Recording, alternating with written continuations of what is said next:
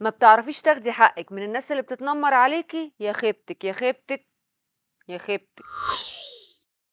سايبة اللي يسوى واللي ما يسواش يبهدلِك أنتِ وصحابِك ومش عارفة تاخدي حقِّك، وتعملي لي فيها بكيزة هانم الدرمالي وتقولي لي أصل مش هانزّل من مستوايا وأرُد على اللي بيتنمروا عليَّ؟ لا يا أختي، ردي وخدي حقِّك، ده يعيش البجح على قفا المكسوف. هاتي حق ولادِك، ما تسكتيش. أنتِ مش بتاعة مشاكل، بس لمّا المشاكل تيجي لحد عندِك لازم تواجهيها وتجيبي حقِّك. وبعدين حتى لو سامحتِ في حق نفسِك، اوعي تسامحي في حق عيالِك. العيل من دول بيبقى عامل زي السفنجة وما بينساش الكلام الوحش ولا بينسى حد اتريق على شكله او مناخيره او ودانه. فخدي حق ولادك وقتي عشان هم كمان يتعودوا ياخدوا حقهم وما يسيبوش وما يسمحوش لحد يتنمر عليهم. ولو ابنك جالك وقالك يا ماما واحد صاحبي اتنمر عليا، ما تقوليلوش الله يسامحه يا حبيبي وسيبك منه. ما تطلعيش العيل عنده عقده من المدرسه وجبان ويروح تاني يوم المدرسه وهو مكسوف. تروحي المدرسه وتقابلي المدير وتعرفيه ان ابنك كرامته غاليه عشان ابنك يطلع سوي نفسيا ويعرف ان قيمته كبيره قصاد الناس،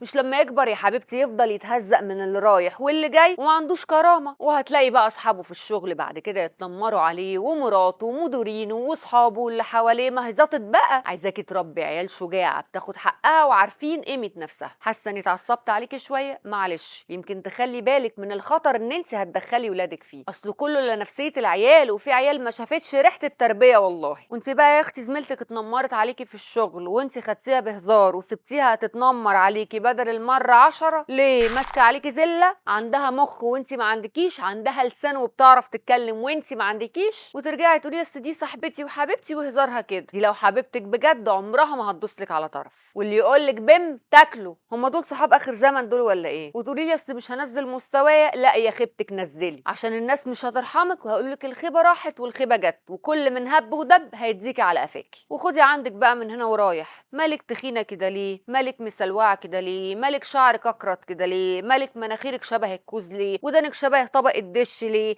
عينيكي قد النمنمه ليه؟ هو في ايه؟ ما انت اللي سمحتي لنفسك كده من الاول. واوعي ترضي ان حد في الدنيا دي يتعامل معاكي باسلوب مش كويس وما يليقش بيكي حتى لو كان جوزك. ولو زميلتك اتنمرت عليكي او على لبسك او على اي حاجه تخصك، اوعي تسكتي، ردي عليها بالادب واحرجيها. يعني مثلا اتنمرت على هدومك، قولي لها هدومي عجباني بس على فكره انت كمان هدومك ما بتعجبنيش. اتنمرت على جسمك، قولي لها انا جسمي حلو والقالب غالي. وافتكري محمد هنيدي في الجامعه الامريكيه لما قال لهاني رمزي يا ما ناس كتير لابسه بس جليله الربايه. خلصنا بقى من مرحله تنمر الصحاب، نيجي بقى على مرحله الاهل. وبما اننا بنشوف الاهل كتير، احب اقولك تتعاملي معاهم ازاي لو حد فيهم اتنمر على ابنك. مره تشدي ومره ترخي، مره تبقي كياده ومره تبقي هاديه، مره تتخانقي ومره بالراحه. لو جت مثلا اخت جوزك وقالت لك الواد ماله طالع وحش وشكلك كده ليه، قولي لها ابدا يا حبيبتي ده كله انت، ده انا حتى كنت بتوحم عليكي انت. واللي اتنمر عليكي وعلى فلذة كبدك يستاهل انه يتهزق،